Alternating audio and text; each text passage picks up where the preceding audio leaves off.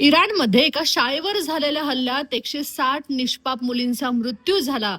या घटनेनं जग हादरलंय. इराणमधील मिनाब शहरात 28 फेब्रुवारीला भीषण घटना घडली. शाळा सुरू असतानाच मुलींच्या प्राथमिक शाळेवर एअर स्ट्राईक झाल्याचा दावा केला जातोय.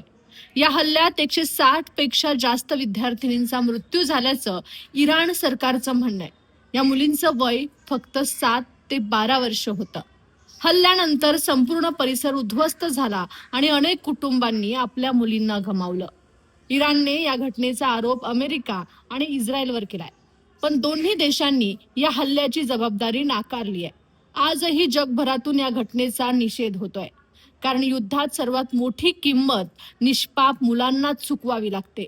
सर्वात हृदयद्रावक दृश्य म्हणजे या मुलींसाठी एकाच वेळी जवळपास 160 कबरी खोदल्या गेल्याचे फोटो आणि व्हिडिओ सोशल मीडियावरती समोर आलेत. लहान लहान थडगी एका रांगेत दिसताच संपूर्ण जगातून संताप आणि दुःख व्यक्त केलं जात आहे, कारण युद्धात सर्वात मोठी किंमत या निष्पाप मुलींनाच मोजावी लागली आहे.